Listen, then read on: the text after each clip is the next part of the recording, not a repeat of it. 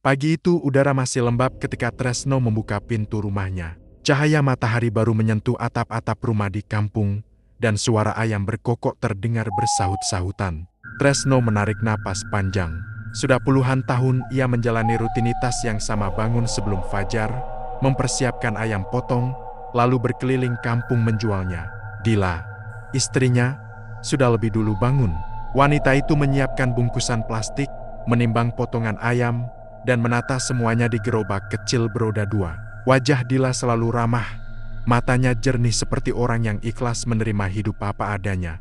"Mas, ini sudah siap," kata Dila sambil mengelap keringat tipis di dahinya. Tresno mengangguk. "Matur suun, La. Semoga hari ini ramah." Dila tersenyum. "Insya Allah, Mas. Rezeki sudah ada yang atur." Tresno selalu merasa tenang setiap mendengar ucapan itu.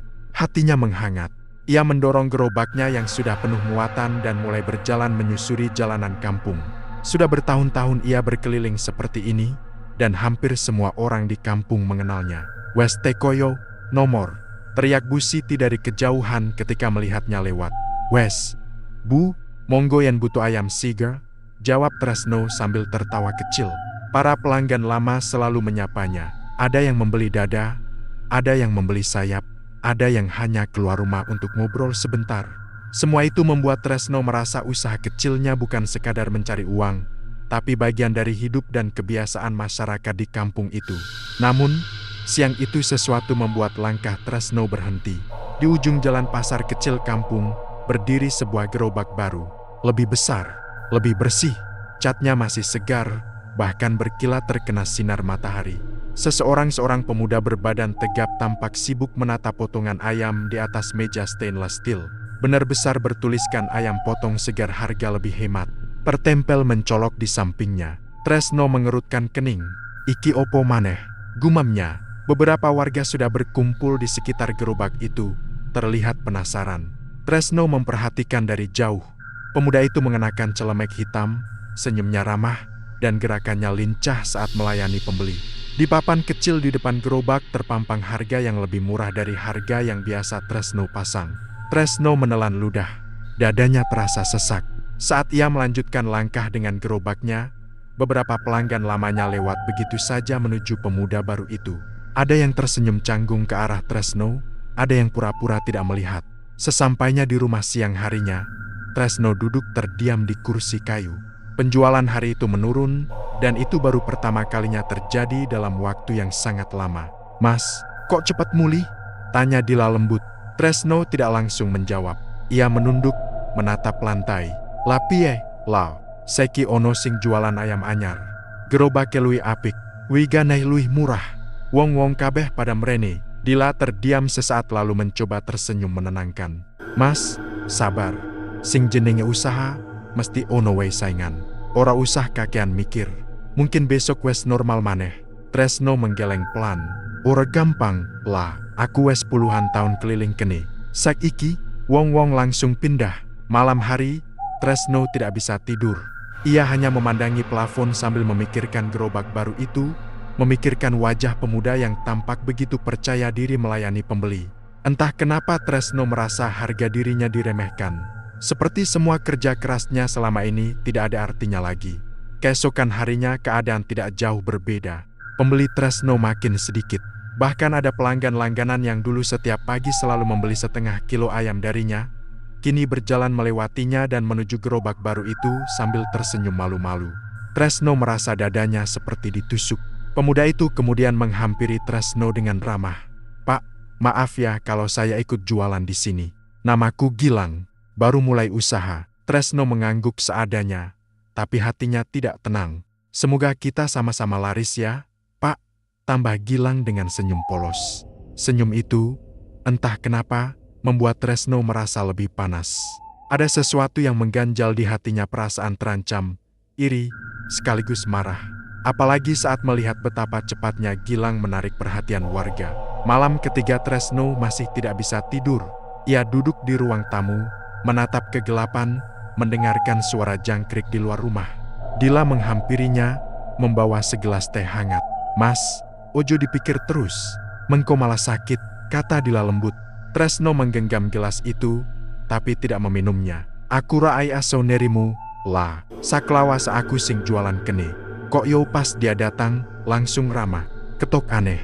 Dila menghela napas. Mas, jangan sudzon. Namun kata-kata Dila tidak mampu menenangkan benaknya. Justru pikiran buruk semakin memenuhi kepala Tresno. Ia mulai menduga-duga macam-macam, apakah pemuda itu memakai pelaris. Apakah ada sesuatu yang tidak wajar dari ramainya pelanggan?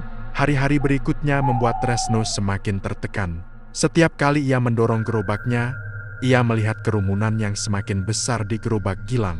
Sementara ia sendiri hanya berdiri menunggu tanpa ada yang menghampiri. Harga diri Tresno terasa jatuh. Ia merasa kalah, diremehkan, dan dilupakan. Hingga pada suatu sore, ketika Tresno duduk sendirian di depan rumah, seorang tetangga tua berjalan mendekatinya. Yo, nomor, wes ngerti durung, katane penjual anyar kui nganggo pelaris. Ora heran dodolane langsung laris manis. Ucapan itu membuat Tresno menegakkan tubuhnya. Dadanya berdebar. Entah benar atau tidak, kata-kata itu terasa seperti bara panas yang jatuh ke dalam hatinya. Pelaris. Tresno memejamkan mata. Dalam keheningan itu, sebuah pikiran gelap mulai tumbuh. Pikiran yang akan mengubah hidupnya selamanya. Sejak kabar miring tentang pelaris yang digunakan Gilang itu sampai ke telinganya, pikiran Tresno tidak pernah benar-benar tenang. Setiap pagi ia bangun dengan hati berat, seakan udara di sekelilingnya menekan dadanya. Walau Dila berusaha menemani dengan sikap lembut dan penuh perhatian, wajah Tresno tetap muram.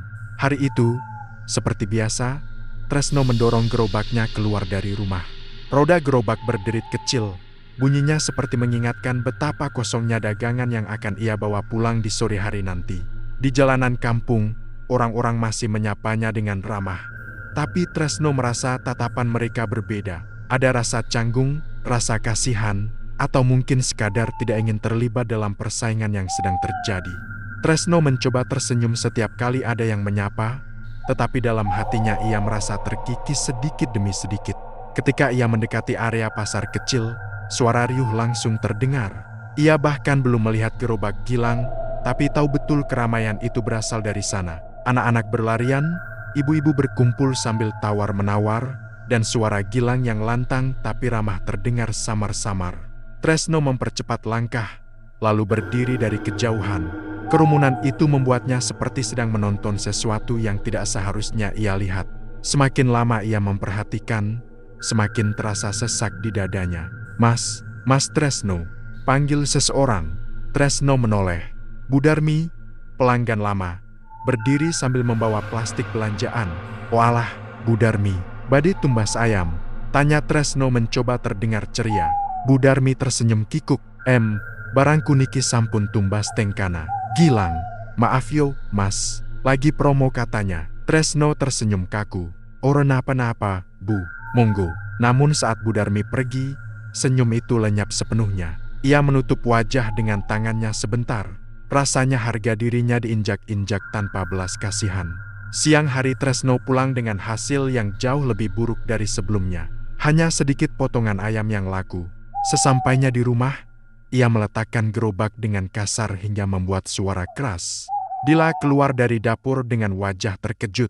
Mas, kenapa? Ada apa? Tresno menjatuhkan diri ke kursi. Aku wes ore kuat, lah, wong-wong saiki kabeh pindah ning Gilang. Ora ono sing nanggap aku maneh. Dila duduk di sampingnya dan menepuk pelan punggung suaminya. Mas, semua pedagang pasti ngalami pasang surut. Mas sabar dulu, mungkin nanti Gilang juga dapat cobaan. Kan rezeki wes diatur Gusti. Tresno menggeleng keras. Opo kowe ndelok lah, kabeh wong ngomong nenek Gilang kui nganggo pelaris. Makane langsung ramah, ora masuk akal lo. Lah, wong anyar kok aya solaris mono. Dila memandang suaminya dengan sorot sedih. Mas, kita tidak boleh sudzon. Belum tentu benar. Namun bagi Tresno, kata-kata itu tak lagi menenangkan. Justru membuatnya semakin gelisah. Ia merasa sedang menghadapi sesuatu yang tidak wajar, sesuatu yang membuat usahanya porak-poranda begitu cepat. Malam harinya, setelah makan, Tresno tidak langsung berbaring. Ia duduk di beranda, memandangi kegelapan malam. Angin berhembus pelan, tetapi pikirannya justru makin panas. Pernyataan tetangga tua tempo hari kembali terulang dalam pikirannya, penjual anyar kui nganggo pelaris. Pikiran itu berputar seperti jarum jam yang tidak mau berhenti. Ia membayangkan berbagai hal, jimat di gerobak Gilang, air berkah yang disiramkan ke dagangan, atau mantra-mantra yang membuat orang tanpa sadar memilih membeli darinya. Tresno meremas ujung celananya. Yen pancen nganggo pelaris, yo opo, aku kudu piye, gumamnya dalam hati. Ia sadar Dila tidak setuju dengan cara berpikir begitu, tetapi tekanan hidup membuat Tresno semakin dekat dengan bisikan gelap dalam pikirannya. Pendapatan terus turun, sementara kebutuhan rumah tangga tetap berjalan. Yang paling menyakitkan bukan hanya soal uang, tetapi rasa terinjak sebagai pedagang lama yang digantikan oleh pendatang baru. Tresno merasa kehilangan kehormatan. Keesokan paginya, Tresno memutuskan berhenti lebih cepat dari biasanya. Udara panas dan gerobak yang masih terlalu penuh membuatnya frustasi. Ia lalu berhenti di depan warung kopi kecil di perempatan dan duduk sendirian sambil memesan kopi hitam. Di warung itu, beberapa pria sedang mengobrol keras. Awalnya Tresno tidak memperhatikan, sampai salah satu dari mereka menyebut nama Gilang. Gilang kui hebat tenan, baru buka usaha, tapi laris. Pantes wong-wong ngomongin deweke digaweke pelaris karo wong pinter. Yo jelaslah, aku yo krungu ngono. Wong sing ngerti sihir kui kuat, ora sembarangan. Tresno tersentak. Ia mulai memperhatikan pembicaraan mereka. Katane pelaris sing digawe kui sing model anyar. Singai aso narik pembeli tanpa sadar. Pokoke sak kampung kabeh bakal rebutan. Walah, pantesan Tresno saiki sepi. Kalimat terakhir itu menusuk dalam-dalam. Tresno memalingkan wajah, menggenggam gelas kopi nyarat sampai tangannya gemetar. Ia tidak berniat mendengar lebih banyak, karena setiap kata hanya menambah bara dalam hatinya. Namun, percakapan itu sudah cukup membuat pikirannya berubah arah. Jika Gilang memang memakai sesuatu untuk menguasai pasar, bukankah wajar jika ia membalas? Begitu pikirannya mulai terbuka pada kemungkinan itu, bagian gelap dalam dirinya mulai menyelinap masuk. Saat sore menjelang, Tresno pulang ke rumah dengan langkah berat. Tetapi dalam hatinya ada sesuatu yang baru bukan keputusasaan, tetapi niat yang terjalin dari rasa iri, marah, dan dendam. Di depan pintu, Dila menyambutnya. Mas, bagaimana jualannya? Tresno menatap istrinya, dan untuk pertama kalinya ia tidak menjawab jujur. Biasa we lah. Dila mengangguk meski sorot matanya mengatakan ia tahu suaminya menyembunyikan sesuatu. Wanita itu mendekat, menyentuh tangan Tresno. Mas, apapun masalahnya, jangan sampai Mas melakukan hal buruk. Aku takut. Tresno menelan ludah. Ora apa-apa, lah. Aku cuma kesel. Dila mencoba tersenyum, namun jelas ia masih cemas. Ia kemudian masuk ke dapur, meninggalkan Tresno sendirian di ruang tamu. Saat itulah pikiran Tresno benar-benar gelap. Jika Gilang memakai pelaris, berarti ia sudah terlebih dulu menyerang. Dan jika lawan memakai cara kotor, maka ia juga berhak membalas. Tresno memejamkan mata. Nama seseorang muncul di kepalanya, seorang dukun di desa sebelah yang pernah ia dengar dari tetangga. Seseorang yang terkenal mampu menyelesaikan masalah rezeki dan persaingan. Tresno mengusap wajahnya, tetapi keinginannya tak hilang, bahkan semakin menguat. Malam itu, untuk pertama kalinya dalam hidupnya, Tresno mempertimbangkan jalan yang tak pernah ia bayangkan sebelumnya. Jalan yang kelam, jalan yang akan membuatnya menyesal di hari-hari yang akan datang. Pagi itu langit tampak suram seolah ikut merasakan hati Tresno yang penuh kerutan. Ia duduk di pinggir ranjang sambil menatap lantai, membiarkan jemarinya menggenggam keras ujung celana panjangnya. Dila masih tertidur di sampingnya, wajahnya tenang, kontras dengan pikiran Tresno yang tidak henti-hentinya berkecamuk. Beberapa hari terakhir, Tresno terus memikirkan apa yang didengarnya di warung kopi. Cerita-cerita tentang pelaris yang digunakan Gilang seakan menempel di kepalanya, menggerogoti rasa tenangnya sedikit demi sedikit. Ia berusaha menepis pikiran itu, tetapi setiap kali ia keluar membawa gerobak dan melihat betapa sepinya dagangannya, rasa iri berubah menjadi kemarahan. Hari itu Tresno memutuskan sesuatu. Ia tidak akan diam. Jika Gilang memakai pelaris, ia juga akan mencari pelaris. Apa salahnya? Bukankah hanya untuk membelah rezekinya sendiri? Setelah Dila berangkat belanja sayur dan rumah dalam keadaan sepi, Tresno keluar diam-diam menuju rumah seseorang rumah dukun yang berada di desa sebelah. Ia sering mendengar namanya disebut orang-orang yang usahanya tiba-tiba maju atau rumah tangganya tiba-tiba harmonis. Beberapa bilang itu hanya kebetulan, beberapa bilang itu bukti kekuatan si dukun. Namanya Mbah Sarwo. Perjalanan menuju rumah Mbah Sarwo membuat hati Tresno semakin panas. Bayangan Gilang yang tersenyum ramah saat menghampirinya terus terbayang. Dan itu justru membuatnya semakin yakin bahwa pemuda itu pasti menyembunyikan sesuatu. Akhirnya ia tiba di sebuah rumah tua dengan halaman penuh tanaman liar. Di depan rumah tergantung beberapa benda aneh, seperti botol berisi cairan hitam dan boneka jerami kecil. Udara di sekitar rumah terasa lebih dingin, padahal matahari di atas kepala terik sekali. Tresno menelan ludah. Dari dalam rumah terdengar suara seseorang. "Napa kok mandek neng ngarep? Mlebu we yarek." Tresno terkejut. Suara itu berat dan serak, seolah sudah mengetahui kedatangannya tanpa perlu melihat. Ia melangkah masuk perlahan. Di dalam rumah remang-remang, hanya ada satu lampu kecil menyala. Mbah Sarwo duduk bersila, menatap Tresno dengan mata tajam yang membuat bulu kuduk berdiri. "Kowe Tresno ti?" Tresno terkejut lagi. "Kak, kenapa mbah ngerti jenengku?" Mbah Sarwo tersenyum tipis, senyum yang entah mengerikan atau menenangkan. "Aku ngerti wong sing atine sumpek. Wong-wong sing teko neng kene iku biasane mung duwe loro sebab, kehilangan rezeki atau kehilangan cinta." Tanpa diminta, Tresno duduk di depan Mbah Sarwo. Tangannya dingin, tapi ada keteguhan dalam hatinya. Daganganku sepi, Mbah," kata Tresno lirih. "Ono penjual anyar. Wong-wong ngomong yen dheweke pake pelaris. Aku kalah." Mbah Sarwo memandangi wajah Tresno tanpa berkedip. "Pelaris ya? Wong saiki nenek kalah dikit langsung nuduh pelaris. Tapi yo wes, aku ngerti kowe pengen bantuan." Tresno mengangguk cepat. "Yo, Mbah, aku pengen dagangan kurang memaneh." Mbah Sarwo bangkit dan berjalan ke salah satu sudut ruangan, mengambil sebuah kotak kayu kecil yang sudah lusuh. Ia duduk kembali dan membuka kotak itu perlahan. Di dalamnya ada bungkusan kain hitam, beberapa akar kering, dan botol kecil berisi cairan merah pekat. "Iki pelaris sing tak gawe. Sederhana, tapi kuat," kata Mbah Sarwo sambil menaruh bungkusan itu di depan Tresno. "Kowe tinggal nyimpen iki neng gerobakmu. Ora usah disiram, ora usah dibacain. Hasilnya langsung." Tresno menatap bungkusan itu dengan campuran penasaran dan takut. "Beneran ayaso, Mbah?" Mbah Sarwo mengangguk. Nanging, Tresno menegakkan tubuh. "Ana syarati. Pelaris iki narik rezeki saka sekitar. Kowe ayaso rama, nanging sing sekitarmu bakal sepi. Sopo wae sing dagangan cedhak kowe, bakal kalah." Tresno terdiam. Ia membayangkan wajah Gilang, membayangkan keramaian itu berpindah ke gerobak miliknya, membayangkan harga dirinya kembali tegak. Mbah Sarwo mendekatkan wajahnya. "Kowe tenan pengen iki? Pelaris iki ora ayaso dibatalke. Yen kowe wis nyimpen, kowe da di bagian saka ritual iki." Tresno menelan ludah keras.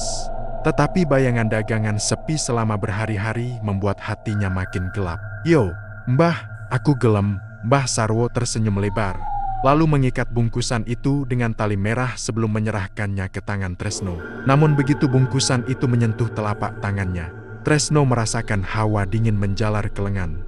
Bulu kuduknya berdiri. Tanpa sadar ia menarik tangan, tetapi Mbah Sarwo menahannya. "Wes, iki tandane kowe cocok." Tresno ingin bertanya lebih banyak, tetapi lidahnya terasa keluh. Ia pulang dengan langkah berat, membawa bungkusan yang dibungkus kain hitam itu dalam kantong plastik. Sesampainya di rumah, Tresno menyembunyikan bungkusan itu di bawah gerobak, menunggu waktu yang tepat untuk memasangnya.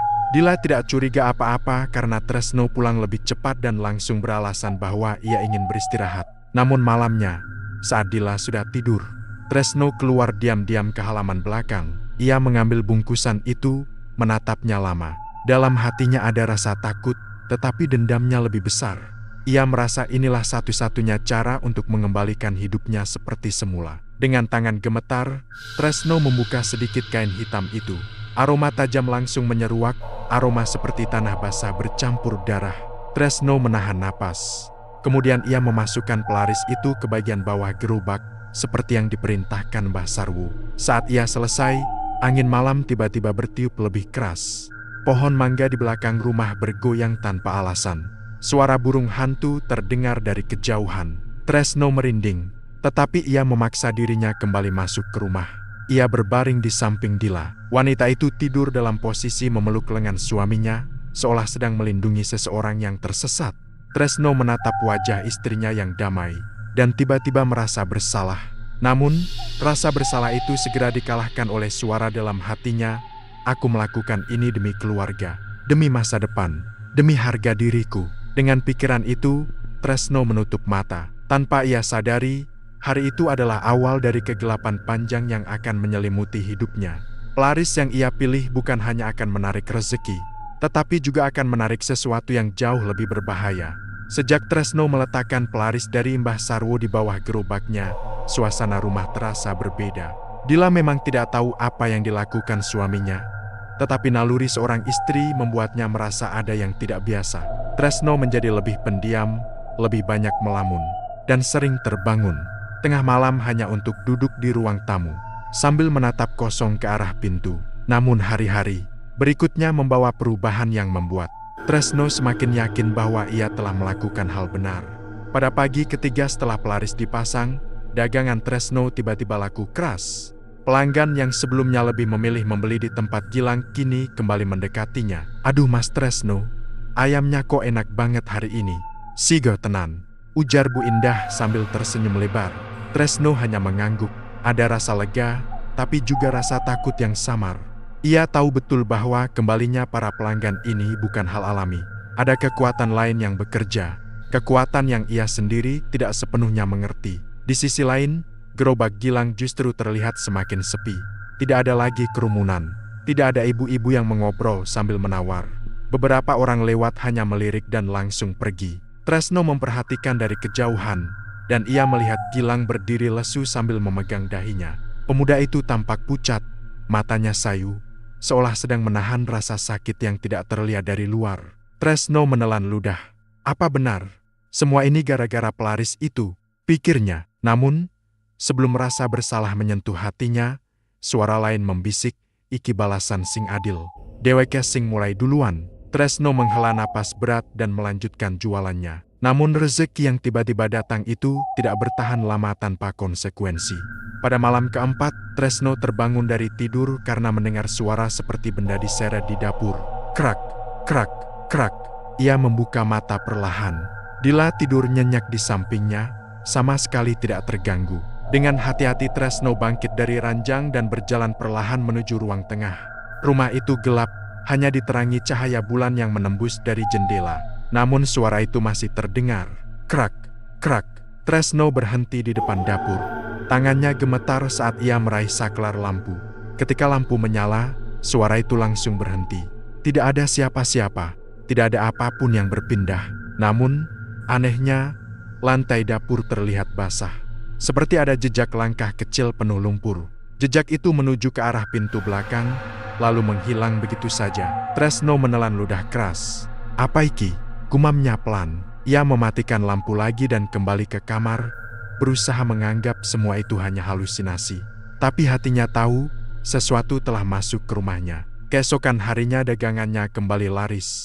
Namun perasaan gelisah itu tidak hilang. Bahkan makin parah ketika sore hari tetangga menghampirinya. "Mas Tresno, sampean ngerti Gilang kenopo? Kok katanya jatuh pingsan neng rumahnya?" Tresno tersentak. "Pingsan?" Tetangga itu mengangguk. "Iya, katanya wis telung dino iki ewek panas tur ora aya so turu." Keluargane bingung. Tresno merasakan darahnya seperti berhenti mengalir. Ia tidak berkomentar apa-apa, hanya mengangguk perlahan. Namun hatinya berdegup tak karuan. Malam itu, Tresno duduk sendirian di ruang tamu tanpa menyalakan lampu. Ia menutup wajah dengan kedua tangan. Apa iki bener gara-gara pelaris sing tak pasang?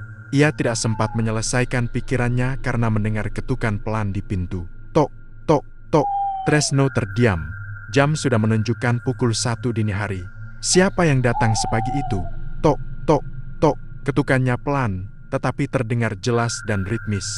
Tresno berdiri perlahan, langkahnya berat seolah kakinya terbuat dari batu. Ketika ia mendekat, udara di sekitarnya terasa dingin. Sangat dingin. Ia menempelkan telinganya di pintu. Tidak ada suara apapun dari luar. Ketika ia memberanikan diri membuka sedikit pintunya, tidak ada siapa-siapa. Namun angin dingin menerpa wajahnya, membawa aroma tanah basah yang aneh. Aroma yang sangat mirip dengan bau pelaris dari Mbah Sarwo. Tresno buru-buru menutup pintu dan menguncinya. Ia kembali duduk di sofa, namun tubuhnya gemetar hebat. Ada sesuatu di luar sana. Sesuatu yang tidak terlihat tetapi mengikuti keberadaan pelaris itu.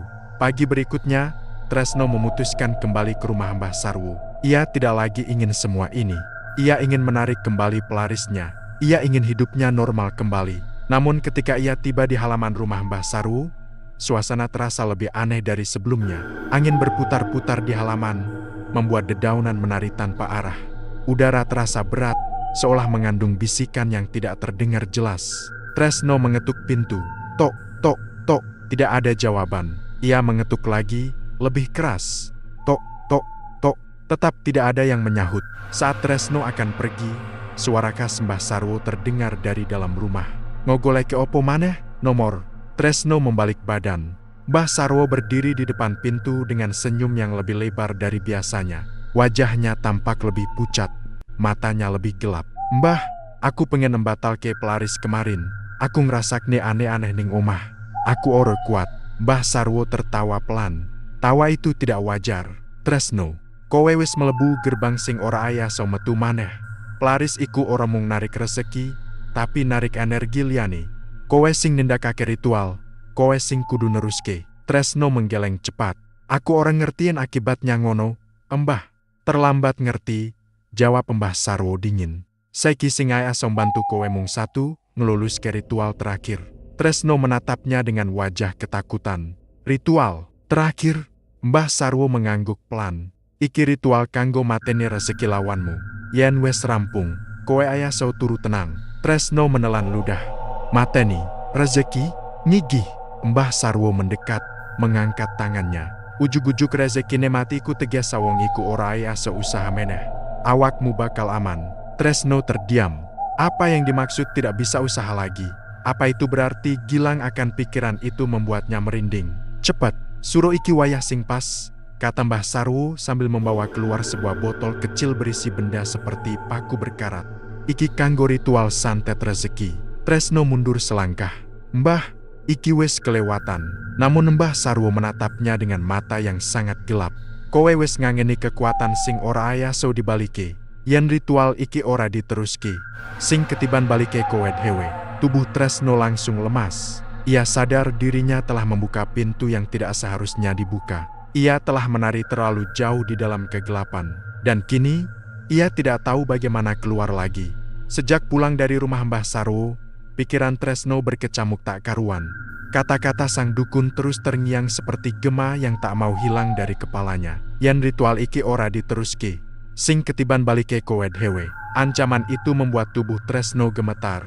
Ia merasa terjebak seperti seseorang yang sudah masuk terlalu jauh ke dalam rawa lumpur. Semakin ia mencoba keluar, semakin dalam ia tenggelam. Malam itu, ia duduk lama di ruang tamu tanpa menyalakan lampu. Cahaya bulan masuk lewat ventilasi, menciptakan bayangan yang panjang dan menegangkan di lantai. Dila sudah tidur, dan rumah sunyi seperti kuburan. Tresno memijat pelipisnya. Hatinya bimbang. Haruskah ia melakukan ritual terakhir itu? Ataukah ia harus berhenti dan menanggung akibatnya? Namun semakin malam, semakin kuat rasa takut yang membayang. Ia merasa seperti ada sesuatu yang mengawasinya, sesuatu yang tidak terlihat tapi selalu berada di sudut-sudut gelap rumah. Lalu, suara itu datang lagi. Krak, krak. Suara gesekan yang beberapa malam sebelumnya ia dengar kini muncul lagi. Lebih jelas, lebih dekat. Tresno menegang. Dadanya terasa sesak seolah ada tangan yang memegangnya kuat. Krak, krak. Suara itu berasal dari arah pintu belakang. Dengan langkah pelan dan penuh ketegangan, Tresno bangkit dan mendekati sumber suara. Jantungnya berdetak keras. Keringat dingin menetes di pelipis. Ketika ia sampai di pintu belakang, suara itu berhenti mendadak. Sunyi, namun hawa dingin menusuk tulang. Tresno menelan ludah dan membuka pintu. Perlahan, tidak ada siapa-siapa, tetapi halaman dipenuhi dengan jejak kaki kecil yang berlendir seperti bekas lumpur kuburan. Jejak itu menuju ke arah pohon mangga, kemudian hilang samar-samar di kegelapan. Tresno memejamkan mata kuat-kuat. Ia tahu ini bukan halusinasi. Pelaris itu atau apapun yang mengikutinya telah mulai menunjukkan wujudnya. Pagi harinya Tresno mencoba bersikap normal, tetapi Dila langsung menyadari ada yang tidak beres. Mas, wajahmu pucat sekali. Kamu sakit? Tanya Dila cemas sambil memegang dahi suaminya. Tresno menggeleng cepat. Ora, Lah, mungkin kurang turu. Dila menghela napas. Mas akhir-akhir ini sering tidak bisa tidur. Aku jadi khawatir. Apa ada masalah yang Mas sembunyikan? Tresno membuka mulut, tetapi tak ada kata yang keluar. Bagaimana harus menjelaskan bahwa ia sudah berurusan dengan hal-hal gaib? Bagaimana harus mengatakan bahwa ia sudah masuk ke jalan yang salah? Ia hanya menjawab pelan, "Or apa-apa, lah." Namun tatapan Dila jelas menunjukkan bahwa wanita itu tidak percaya. Ketika Tresno keluar untuk berjualan, kejadian aneh terus berlanjut. Gerobak yang biasanya berat terasa enteng, seperti didorong oleh tangan tak terlihat. Beberapa ekor ayam yang ia potong pagi itu mengeluarkan bau aneh, seperti tanah basah bercampur besi berkarat. Tetapi pelanggan tidak menyadarinya. Mereka justru tampak antusias membeli. Sementara itu, gerobak Gilang semakin sepi. Bahkan hari itu tidak ada satupun pembeli yang mampir. Gilang duduk di kursi kayunya dengan wajah pucat. Matanya cekung, tubuhnya nampak lemah. Ia mengusap tengkuknya, tetapi tangannya bergetar hebat. Beberapa tetangga datang melihatnya. "Mas Gilang, kok pucat banget? Wes periksa dokter."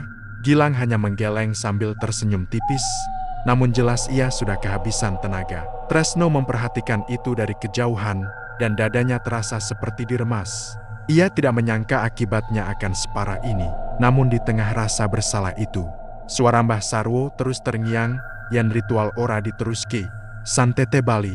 Tresno merasakan ketakutan aneh, seolah seluruh beban dunia berada di atas pundaknya. Ia takut ritual itu, namun ia juga takut akan balasannya jika ia tidak melakukannya. Malam itu, ketika Tresno kembali ke rumah, ia mendapati Dila sedang terduduk di lantai kamar. Wajahnya pucat dan terlihat seperti baru saja menangis. Tresno langsung panik. "Lah, kowe kenopo?" Dila mengangkat wajahnya. Matanya sayu. "Mas, tadi aku pingsan di dapur. Rasanya tubuhku berat sekali.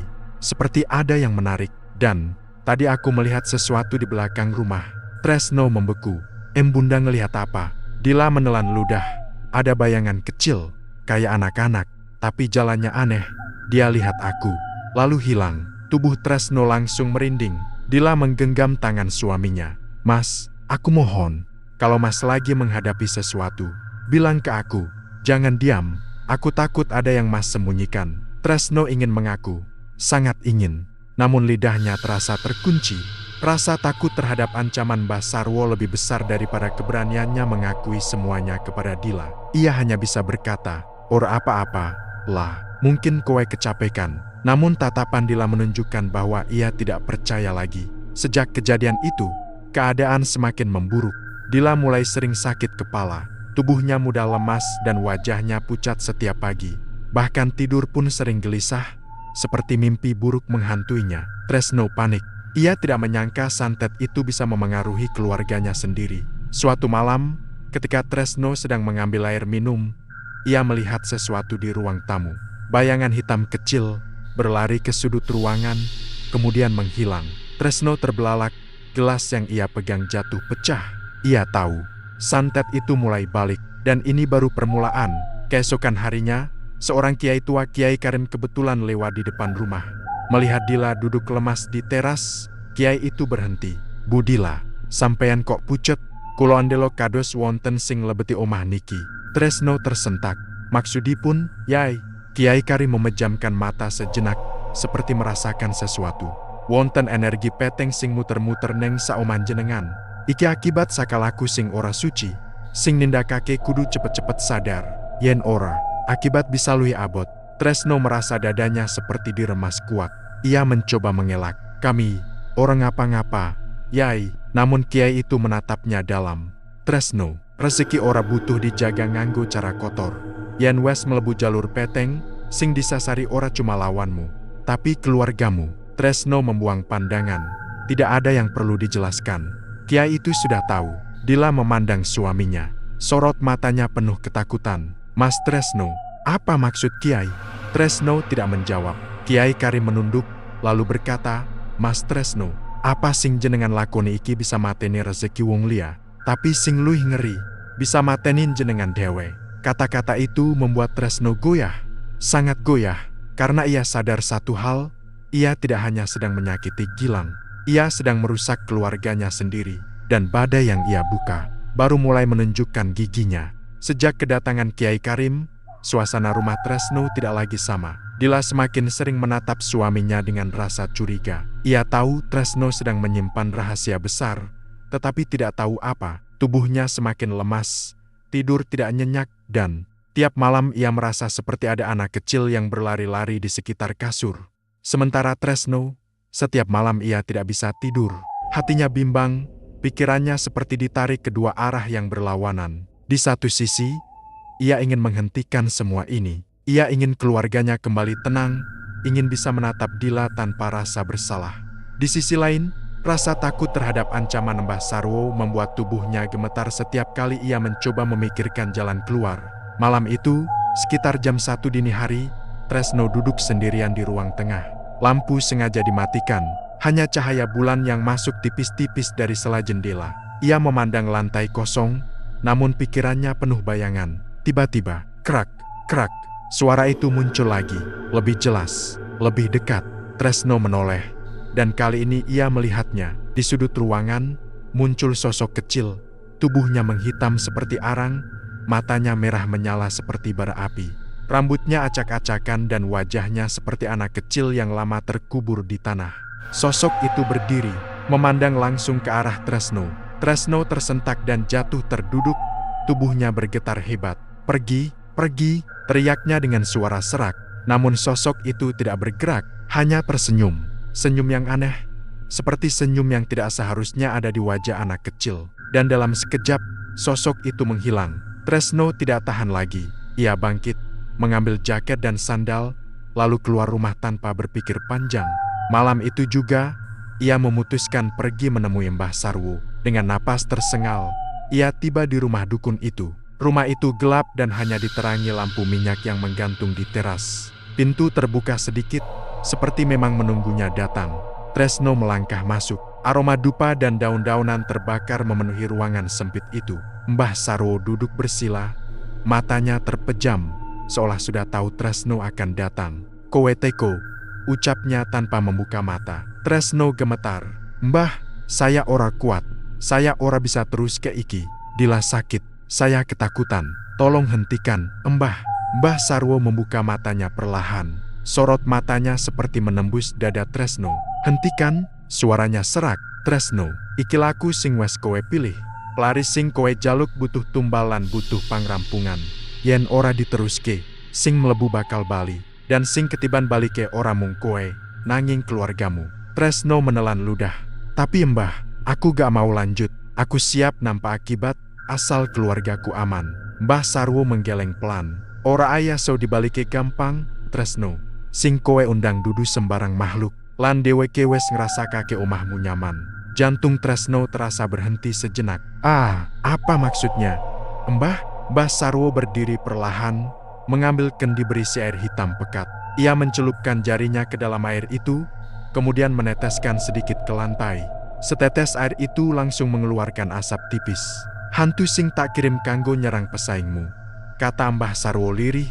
"Wes ngrasakake kenyamanan ning omahmu. Dheweke seneng karo energimu sing goyah, karo rasa takutmu. Saiki, dheweke wes ora mung manut perintahku." Tresno terpaku.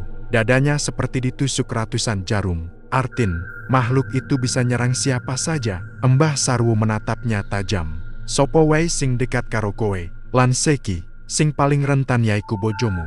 Tresno tercekik, rasanya dunia runtuh tepat di atas kepalanya. Dila, dia yang tidak tahu apa-apa, dia yang selalu mendukung Tresno, dia yang selalu percaya. Tresno merasa seluruh tubuhnya melemah. "Mbah, tolong, Mbah, apa yang harus saya lakukan?" Mbah Sarwo menghela napas panjang. "Ana dua pilihan, kabeh dua akibat." Tresno menelan ludah. "Apa pilihan itu, Mbah?" "Pilihan pertama," kata sang dukun, "kowe lanjut ke ritual terakhir. Yen rampung, makhluk iku bakal manut lan mung nyerang wong sing dadi target utama, pesaingmu." Tresno tertunduk. Ia tidak bisa melanjutkan. Ia tidak ingin ada orang mati karena ulahnya. "Tidak lagi." "Pilihan kedua," lanjut Mbah Sarwo, "kowe hentikan kabeh. Tapi makhluk itu bakal njupuk tumbal sing paling dekat karo kowe kanggo nutupi ikatane." Tresno mengangkat wajah. "Tumbal, maksudnya, Dila?" Mbah Sarwo tidak menjawab. Diamnya sudah lebih dari cukup. Tresno jatuh terduduk. Air mata jatuh tanpa ia sadari.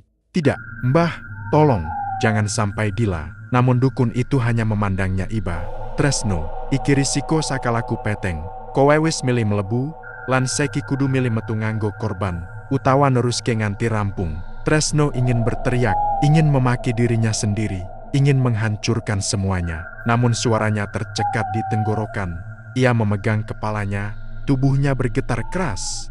Tidak ada pilihan lain. Mbah Sarwo menatapnya lama, lalu berkata pelan, "Ana siji pilihan maneh, tapi risiko paling ngabot." Tresno mengangkat wajah dengan mata sembab. "Pilihan apa, Mbah?" Mbah Sarwo mendekat, menatap mata Tresno tajam. "Makhluk iku aya Sobali, yen panjenengan sing ngundang, kowe dhewe sing dadi tambel." Tresno membeku, tubuhnya seperti kehilangan fungsi. Dirinya sendiri menjadi tumbal. "Kowe pilih nyalametke dhewe, selametke keluargamu, utawa selametke wong lain sing dadi korbannya sejak awal." Suasana ruangan hening seperti liang kubur. Tresno tidak tahu harus menjawab apa, namun ia tahu pilihan itu akan mengubah nasib semua orang. Angin dini hari terasa jauh lebih dingin dari biasanya ketika Tresno pulang dari rumah Mbah Sarwo. Suasana malam begitu sunyi, seperti seluruh kampung sedang tertidur dalam ketakutan. Jalanan yang biasanya masih ada suara jangkrik, kini benar-benar hening. Bahkan langkah kaki Tresno sendiri terdengar seperti gema yang mengganggu kesunyian. Wajahnya pucat, matanya kosong. Perkataan Mbah Sarwo terus berputar-putar di kepalanya dengan jelas, seolah-olah suara itu sengaja menetap dan menolak pergi. Tumbal terakhir itu bisa jadi dirinya sendiri, atau orang yang paling ia sayangi. Saat memasuki halaman rumah, dada Tresno terasa semakin sesak. Lampu teras masih menyala, tetapi cahaya itu tidak membawa ketenangan. Justru sebaliknya membuat bayangan di sudut-sudut halaman tampak lebih mengerikan. Tresno melangkah pelan, membuka pintu rumah dengan gemetar. Ia menemukan Dila tertidur di kursi ruang tamu, masih mengenakan mukena. Rupanya ia tertidur sambil menunggu suaminya pulang. Tresno mendekat dan memandangi wajah istrinya. Dila yang selama ini selalu menjadi penopang hidupnya, yang menerima dirinya apa adanya, yang tidak pernah mengeluh meski hidup pas-pasan, yang mempercayainya sepenuh hati. Dan kini, dirinya sendiri adalah ancaman terbesar bagi wanita itu. Tresno menahan napas, menahan air mata yang mulai menggenang. "Aku bodoh banget lah," gumamnya lirih. Dila tiba-tiba bergerak dan membuka mata. Ia menatap Tresno dengan wajah bingung. "Mas, kamu dari mana? Sudah jam 3 pagi, ucapnya lemah. Tresno tersenyum tipis, meski hatinya hancur. "Maaf, lah, tadi keluar sebentar." Dila memegang tangan suaminya. "Mas, akhir-akhir ini aneh. Mas keluar malam, wajah makin pucat. Aku takut terjadi apa-apa." Tresno menggenggam tangan istrinya kuat-kuat, seperti tidak ingin melepaskannya. Dalam hati, ia memohon maaf berkali-kali.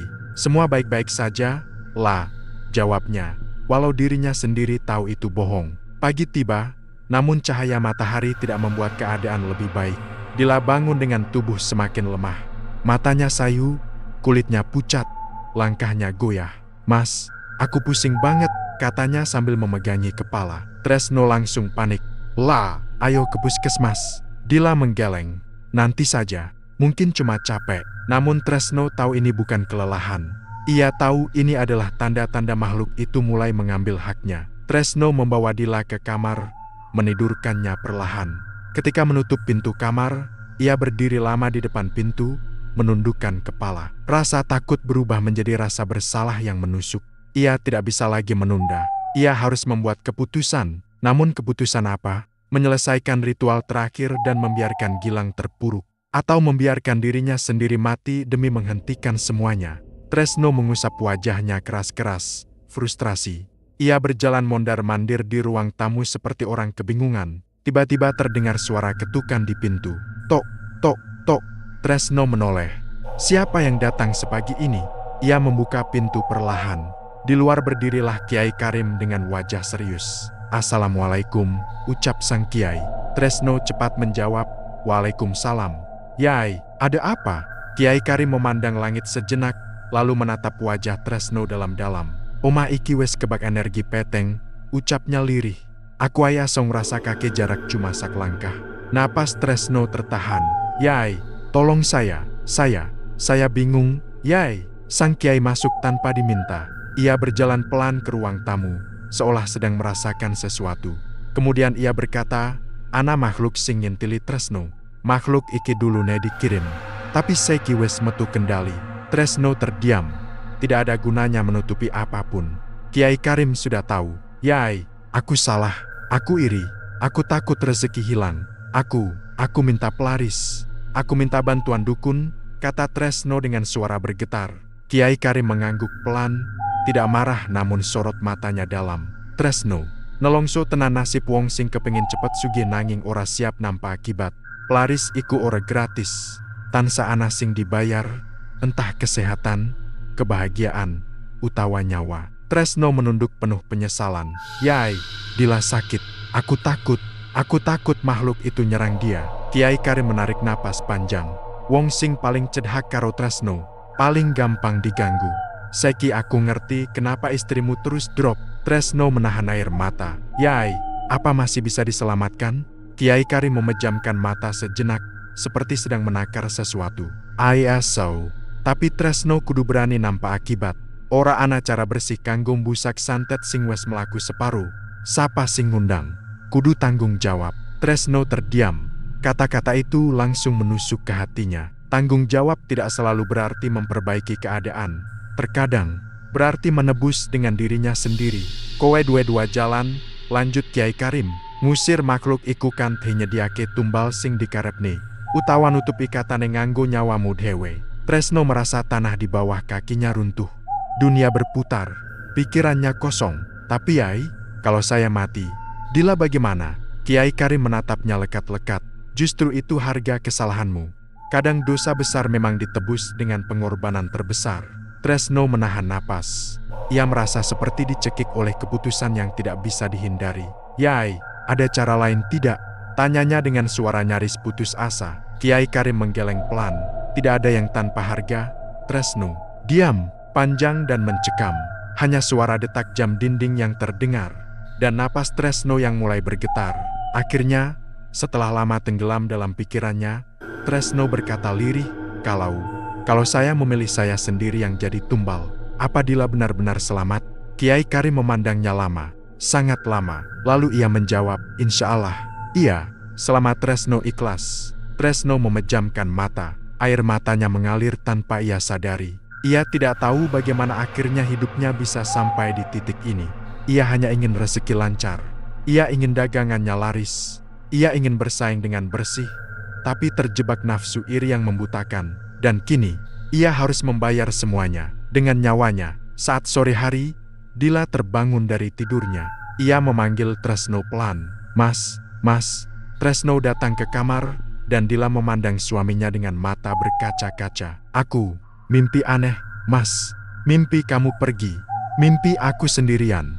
Tresno duduk di sampingnya dan memeluknya erat. "Nomor, lah, aku ora bakal ninggal kowe," ucapnya sambil menahan tangis. Namun hatinya berkata lain, karena malam ini, ia harus menentukan nasib akhir semuanya. Dan ia tahu, pilihannya akan mengubah hidup banyak orang, atau mengakhirinya. Menjelang malam, langit terlihat lebih gelap daripada biasanya. Awan menggantung rendah dan angin bertiup pelan namun membawa hawa dingin yang menusuk. Seolah seluruh alam tahu bahwa malam itu akan menjadi malam penentuan. Di dalam rumah kecil itu, Tresno duduk di samping ranjang, memandangi wajah Dila yang terlihat semakin pucat. Napas istrinya naik turun dengan ritme tidak teratur. Sesekali tubuhnya menggigil meski kamar sudah dipasang selimut tebal. Tresno mengusap rambut istrinya dengan tangan bergetar.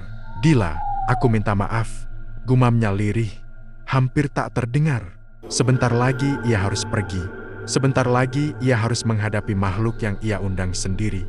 Dan mungkin, malam ini adalah malam terakhir ia melihat wajah Dila. Ketika jarum jam menunjukkan pukul 9 malam, Kiai Karim datang untuk terakhir kali. Ia membawa sebuah tas berisi beberapa kitab kecil, botol air, dan kain putih panjang. "Tresno," panggilnya lembut namun tegas. Tresno berdiri. "Saya siapa, Yai?" Dila yang setengah sadar membuka mata. "Mas Tresno, Mas mau kemana?" Tresno tergelak, hatinya seperti diremas. Ia mendekati istrinya dan menggenggam tangannya. "Aku keluar sebentar, lah, kowe turuai. Aku balik cepat." Dila menatapnya lama, seolah bisa merasakan sesuatu yang buruk. "Mas, jangan bohong. Aku takut." Tresno tersenyum tipis, walau bibirnya bergetar. "Aku ora bakal tinggal ke kowe. Percoyo karo aku." Dila menahan air mata, tetapi akhirnya ia mengangguk lemah. Tresno menatapnya untuk terakhir kali sebelum ia mengikuti Kiai Karim keluar dari rumah. Setiap langkah terasa berat, seperti dirinya meninggalkan seluruh hidup dan harapan di balik pintu itu. Mereka berjalan menuju satu tempat yang sudah disepakati, tanah kosong di belakang kampung, di mana pepohonan tumbuh rapat dan jarang ada orang yang lewat malam-malam. Tempat yang sunyi, tempat yang cocok untuk berhadapan dengan sesuatu yang tidak berasal dari dunia manusia. Di tengah perjalanan, Tresno merasakan hawa aneh. Angin berhenti berhembus. Daun-daun pepohonan seakan menahan gerakannya. Bahkan suara jangkrik pun hilang. Semua terdiam, seolah makhluk itu sedang mengamati. "Kiai," suara Tresno lirih. "Apa?" "Dia sudah dekat." Kiai Karim tidak menoleh. "Deweke wes ngintili kita saka tadi." Tresno menelan ludah. Tubuhnya merinding hebat dari ujung kaki sampai kepala. Ketika mereka sampai di tanah lapang itu, Kiai Karim menyuruh Tresno duduk di atas lingkaran tanah yang sudah dibersihkan. Di sekelilingnya, sang Kiai menancapkan 4 batang kayu kecil dan mengikatkan kain putih pada masing-masing ujungnya. "Ini untuk membatasi gerak makhluk itu," jelas Kiai Karim. "Tapi ingat, Tresno, keputusan akhirnya tetap ada padamu." Tresno mengangguk perlahan. Ia sudah siap, atau setidaknya ia memaksa dirinya untuk siap. Kiai Karim kemudian duduk beberapa meter darinya, membuka kitab kecil, dan mulai melantunkan ayat-ayat dengan suara perlahan namun kuat. Suaranya mengalun serius, menembus keheningan. Tak lama kemudian, tanah di sekitar Tresno terasa bergetar. Pelan, namun jelas, Tresno mengencangkan genggaman tangannya. Jantungnya berdebar sangat kencang. Dari sudut gelap antara pepohonan, muncul suara kecil. Krak, krak. Suaranya seperti kuku yang menyeret tanah basah. Tresno menoleh. Dari kegelapan, muncul sosok itu. Tubuh kecil hitam legam, rambut kusut panjang, matanya merah menyala seperti bara. Ia berjalan dengan cara yang tidak manusiawi, tubuhnya seperti patah di beberapa bagian namun tetap bergerak. Makhluk pelaris itu, makhluk yang selama ini menghantui rumah Tresno, ia kini berdiri hanya beberapa langkah dari lingkaran batas yang dibuat Kiai Karim. Tresno menahan napas. Tubuhnya gemetar hebat. Makhluk itu menatapnya, lalu tersenyum. Senyuman mengerikan yang tidak seharusnya muncul di wajah seperti itu.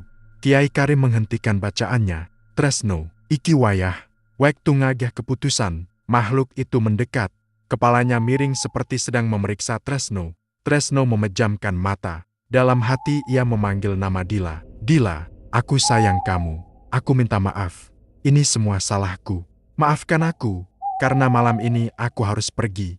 Ketika Tresno membuka mata, ia menarik napas panjang dan berkata dengan suara bergetar namun mantap, "Yen kudu ana tumbal, aku sing dadi tambel." Hening. Kiai Karim menunduk. Tresno sudah memilih. Makhluk itu berhenti bergerak. Mata merahnya membesar, seolah senang mendengar keputusan itu. Ia mendekat perlahan, masuk melewati batas lingkaran tanah. Kiai Karim mencoba menahan kekuatan makhluk itu dengan bacaannya. Tapi jelas makhluk itu lebih tertarik pada Tresno. Tresno merasakan hawa dingin menusuk kulitnya. Makhluk itu kini berada di hadapannya, hanya sejengkal jarak. Dan tangan kecil hitam itu perlahan terangkat, lalu menempel di dada Tresno.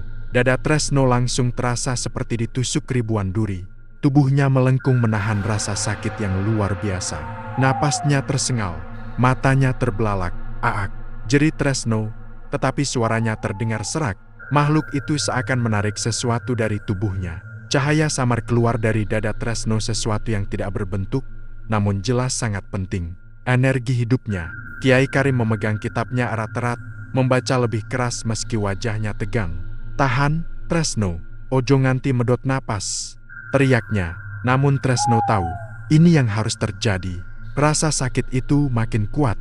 Tubuhnya bergetar hebat, jantungnya seperti diremas.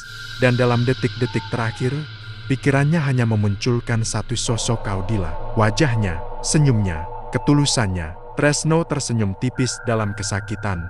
"Iki, tumbalku kanggo kowe, lah, kowe kudu urip lan bahagia." Detik berikutnya, tubuh Tresno kaku, napasnya tertahan, dan ia jatuh terkulai. Makhluk itu berteriak keras lalu lenyap seperti asap hitam yang tertiup angin. Kiai Karim segera berlari mendekat. Ia memeriksa napas Tresno. Namun, sunyi, tidak ada napas. Tidak ada detak jantung. Tresno terbaring dengan mata terpejam. Wajahnya tenang. Keputusan terakhirnya telah ia bayar dengan nyawanya sendiri. Angin malam berhembus pelan, seolah membawa kepergian seseorang yang akhirnya menebus kesalahan besarnya. Dan jauh di rumah, Dila terbangun untuk pertama kalinya sejak berhari-hari. Kepalanya tidak pusing, tubuhnya tidak lemas, dan hawa dingin menghilang sepenuhnya. Namun ia merasakan sesuatu yang jauh lebih menakutkan. Hatinya tiba-tiba terasa kosong. Kosong seperti ada seseorang yang baru saja pergi untuk selamanya. Fajar menyingsing dengan cara yang ganjil pada keesokan paginya. Langit terlihat pucat, matahari muncul sepertinggan, dan udara terasa sangat dingin meski seharusnya pagi selalu membawa kehangatan. Kampung masih sepi, hanya suara ayam yang pelan terdengar di kejauhan. Di rumah kecil itu, Dila bangun dengan perasaan yang aneh. Tubuhnya, yang biasanya lemas selama beberapa hari terakhir, kini terasa ringan. Tidak ada lagi pusing, tidak ada sesak, tidak ada rasa berat seperti ada yang menekan dirinya dari balik kegelapan. Namun justru itu yang membuatnya takut. Ia bangun dari tempat tidur, melangkah pelan ke ruang tamu, memanggil suaminya dengan suara kecil. Mas Tresno." Tidak ada jawaban. Rumah senyap, terlalu senyap, seolah tidak ada kehidupan sama sekali. Dila mulai gelisah. Ia memeriksa dapur, kamar mandi, teras. Tidak ada siapapun. Jantungnya berdetak semakin cepat. Rasa cemasnya mulai tumbuh. "Mas, kamu di mana?" Suaranya bergetar. "Mas, jangan bercanda." Namun sebelum ia sempat mencari lebih jauh, terdengar suara langkah dari luar. Suara sandal yang berat, lirih tapi jelas. Dila langsung membuka pintu. Di luar, berdiri Kiai Karim. Wajah sang kiai sangat serius. Matanya sayu. Suaranya pelan ketika berkata, "Bu Dila, saya masuk sebentar, ya." Dila mengangguk cepat, meski hatinya semakin cemas. "Yai, di mana Mas Tresno? Tadi malam dia pergi dengan panjenengan." "Iya, dia belum pulang. Apa Mas masih di belakang kampung?" Kiai Karim menatap Dila lama sekali. Terlalu lama, sampai Dila merasakan seluruh tubuhnya dingin. "Bu," suara Kiai Karim pecah. "Tresno, wes ninggal." Dila membeku. Napasnya tercekat. Kaki-kakinya gemetar hebat. "Apa?" Suaranya bergetar keras. "Jangan bercanda, Yai. Mas Tresno tadi malam cuma keluar sebentar. Dia pasti masih di luar sana. Dia pasti." Namun sebelum ia bisa melanjutkan, tubuhnya limbung dan ia nyaris jatuh. Kiai Karim cepat menangkap bahunya. "Bu Dila, sabar. Tresno ngelakoni pengorbanan sing abot banget." Dila menatap sang kiai dengan mata membelalak. Air mata langsung pecah. Tidak mungkin. Yai bohong. Mas Tresno, Mas janji sama aku. Dia janji tidak akan meninggalkan aku." Tangis itu pecah seperti air bendungan yang jebol. "Aku sehat lagi, Yai. Tadi malam aku mimpi buruk, seperti Mas mau pergi. Tapi aku tidak percaya. Yai bilang Mas cuma keluar sebentar, kan? Dia harusnya kembali." "Bu Dila," suara Kiai Karim lembut, "Tresno milih ngorban ke awak dewe, supaya kowe selamat." Dila menutup mulutnya dengan kedua tangan. Tubuhnya bergetar hebat. "Kenapa? Kenapa Mas melakukan itu? Kenapa dia tidak bilang apa-apa ke aku? Kenapa aku tidak bisa menghentikannya?" Kiai Karim memejamkan mata. "Tresno wedi kowe kena gangguan makhluk iku. Sing bisa nutupi katane cuma deweke." Dila menangis semakin keras. "Mas Tresno bodoh. Kenapa dia tidak ceritakan semuanya? Aku bisa bantu. Aku bisa ikut. Kenapa harus dia sendirian?" Karena Tresno tahu, jika ia mengaku, Dila pasti akan menahannya. Dan ia tidak sanggup melihat istrinya menjadi tumbal. Setelah tangisnya mulai mereda, Kiai Karim berkata, "Bu, kita kudu ngubur Tresno kanthi layak. Jasad aman, ora rusak, tapi jiwan wes bali marang Gusti." Perkataan itu membuat Dila kembali jatuh terduduk. Bayangan wajah Tresno yang tersenyum lembut memenuhi kepalanya. Suaminya, pahlawannya, pengorbanannya. Dila merasa dadanya hancur menjadi serpihan-serpihan kecil.